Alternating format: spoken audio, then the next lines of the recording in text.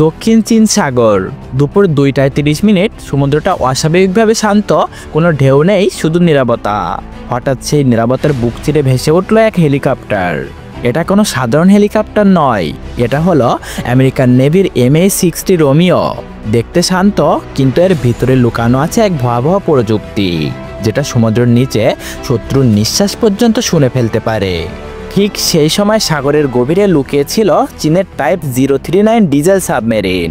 48 ঘন্টা ধরে তারা নিচে নিঃশব্দে অপেক্ষা করছিল। কিন্তু ডিজেল সাবমেরিনের সমস্যা হলো একসময় ব্যাটারি শেষ হয়ে যায়, আর তখনই তাকে উপরে উঠতে হয়, যেন মৃত্যুর দরজায় শ্বাস নিতে চাওয়া এক মানুষ। রোমিও হেলিকপ্টার সেটাই খুঁজছিল। বেইজিংয়ের সামরিক কমান্ডে তখন অ্যালার্ম বেজে উঠেছে। তারা বুঝে গেল কেউ তাদের নজরে রাখছে। তৎক্ষণাৎ আদেশ গেল শিয়ামেন এয়ারবেসে।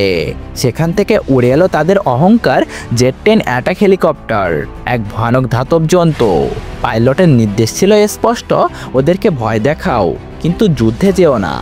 জেট 10 দ্রুত এগিয়ে গেল রোমিওর দিকে, সমুদ্রের উপরে চক্কর দিল, আর তারপরে ছুড়ে দিল দুটি জ্বলন্ত ফ্লেয়ার, যেন আকাশে আগুন ছুড়ে দিল আরও অহংকার। কিন্তু সে জানতো না তার প্রতিটি তরঙ্গ, প্রতিটি রাডার সিগন্যাল আমেরিকার সেন্সারগুলো গিলে নিচ্ছে। যন্ত্রটা চুপচাপ, কিন্তু শুনছে সব কিছু, ফ্রিকোয়েন্সি, রেডিও কোড, এমনকি ইঞ্জিনের কম্পন পর্যন্ত।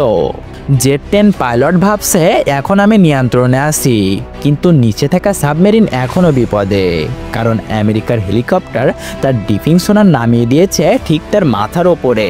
চীনা সাবমেরিন ভয় পেয়ে হঠাৎ গভীরে ডুব দিল, আর সেই ডুবেই সৃষ্টি হলো এক ভয়ানক শব্দ। একটা ভুল শব্দ মানেই মৃত্যু। এভাবেই তারা তাদের নিজেদের অবস্থা ফাঁস করে ফেলল। এভাবে কেটে গেল 18 মিনিট। জেট 10 অবশেষে রোমিওকে রাডার লক করলো।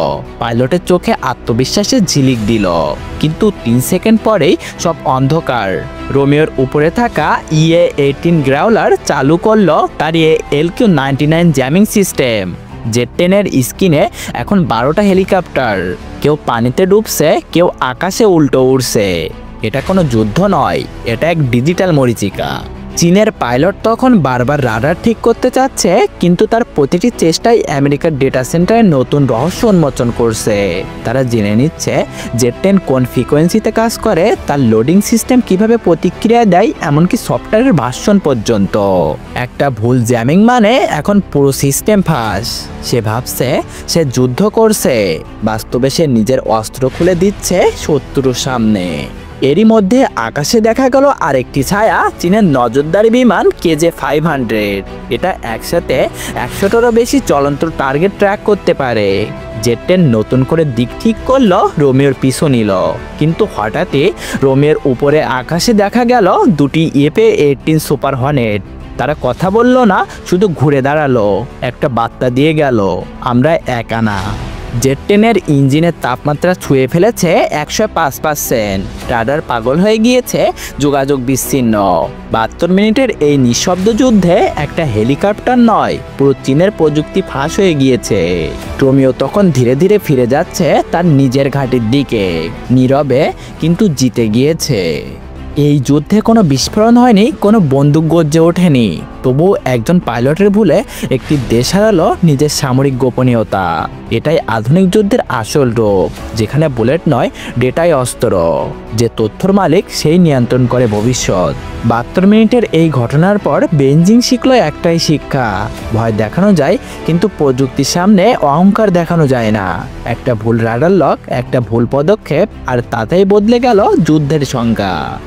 বিশ্বদৃষ্টি বিশ্বাস করে যুদ্ধ নয়, সচেতন মানুষই পারে ইতিহাস বদলাতে। তাই যদি এমন অজানা ঘটনার বিশ্লেষণ আরও জানতে চাও, সাবস্ক্রাইব করো বিশ্বদৃষ্টি। দৃষ্টিভঙ্গি বদলান, নতুন চোখে দেখুন পৃথিবীকে। বিশ্বদৃষ্টি।